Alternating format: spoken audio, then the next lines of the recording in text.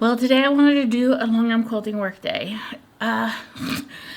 These work days have been a little bit trying kind of days. Sometimes you have work days that are a little bit more complicated and harder to accomplish. I ended up having a work day where you're kind of just dealing with take-in. Is that a thing?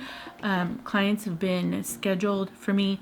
As a matter of fact, I think Monday of this week, I ended up having a client scheduled every hour for about 4 hours, like one client after another client. And honestly, that was more of a draining day than doing the work for them. One group of clients came late and it ran into my next client, and so I had 2 clients up here and 2 clients downstairs. It was kind of stressful. That was a real stressful day. I am working on this quilt. Well, let me tell you a little bit of the story about this quilt. Initially, it started with I was doing a label for the ladies who were working on this quilt. They wanted a label and they wanted it embroidered. I'll show you the label in a minute. Well, what ended up happening is they were telling me that they hated how badly it was quilted. Yeah, so me and my big mouth opened it, said I could fix it. Lady who quilted it did straight line zigzagging stitches, and she ended up puncturing a couple holes in it. And I decided, like, yeah, I could unstitch it for you. Oh, where do I do this to myself? And I could fix it. And so here we are.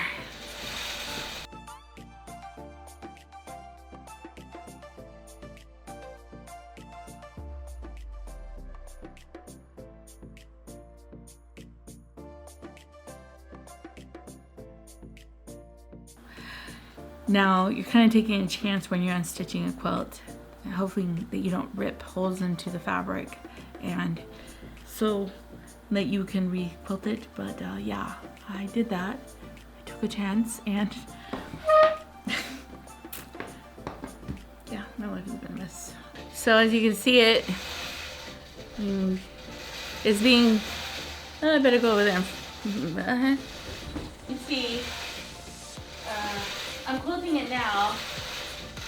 On this quilt, I need to make sure that this beautiful vertical line is straight. Yay! And then, when I unstitched it, the lady did some zigzag stitching on here, so I had to be really careful not to tear the fabric. The good thing is they gave me extra fabric, so if I needed to, I could replace it. But she zigzag stitched all the way across and up, and I'll post a picture of it.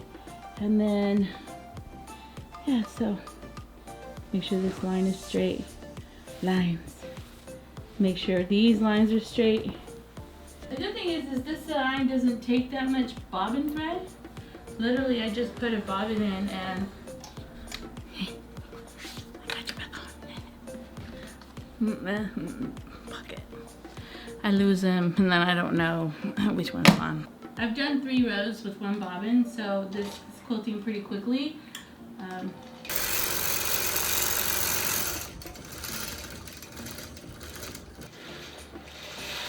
So now I'm under a lot of pressure.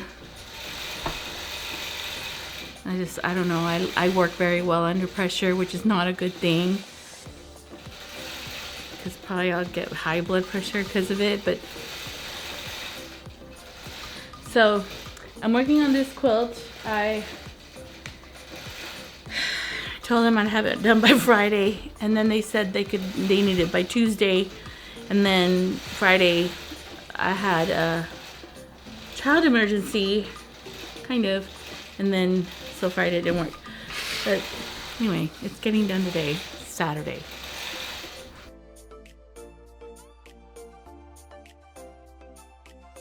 Some of the reasons why I had a Longarm quilting work day that was a little bit hectic is because one of them was my fault, another one was not mine, but it still happened the same way. And yeah, when you haven't measured right and done the back fabric right, and you're rustling, you get a good workout, I guess. So I am about 6 inches short on back fabric here.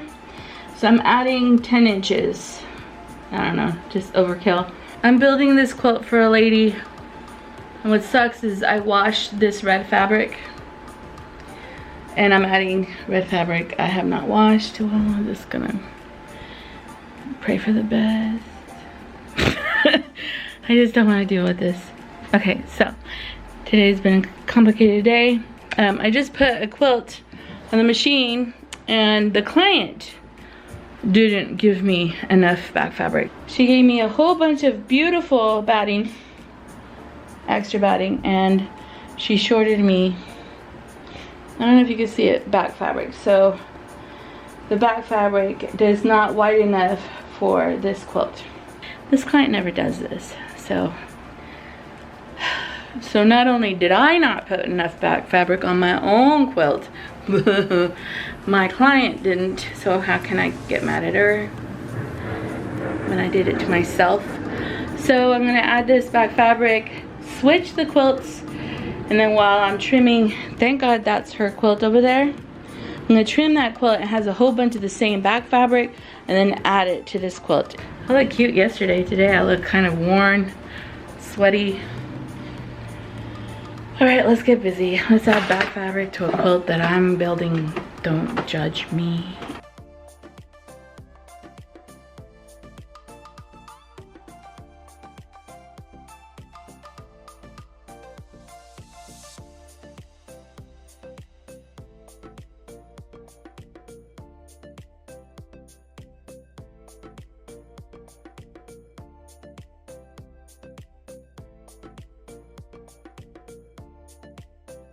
Take that one off and put this one on.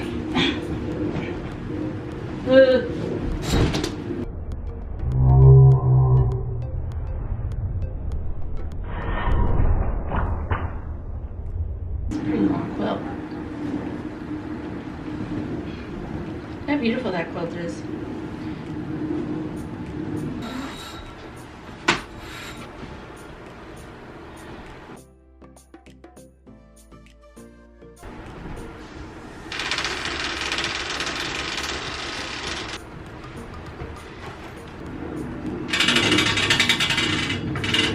So I was almost done, like the last row. Like, I don't know if you can see it. This is what I added, this fabric. This is what I had. And look how short it was. She looked bad. Oh, this sucks.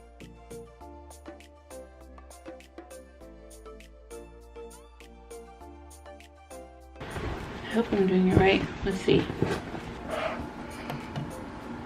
Okay, so I added this seam to this quilt, and then I added a bottom seam.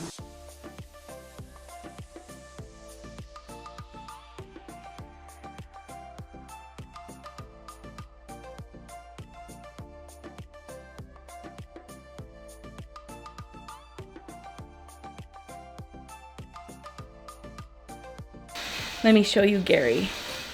He's like perfection. We call him Gary. Gary. We love Gary because Gary just is awesome. Start, Gary.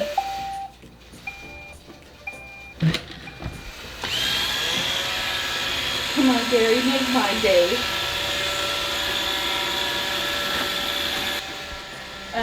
Look at the dust from batting.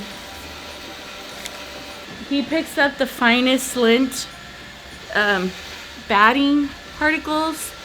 I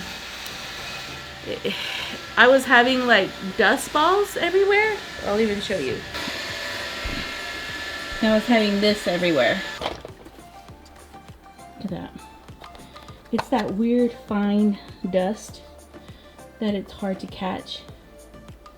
But look at that. And he just started I just had him working maybe like 30 minutes.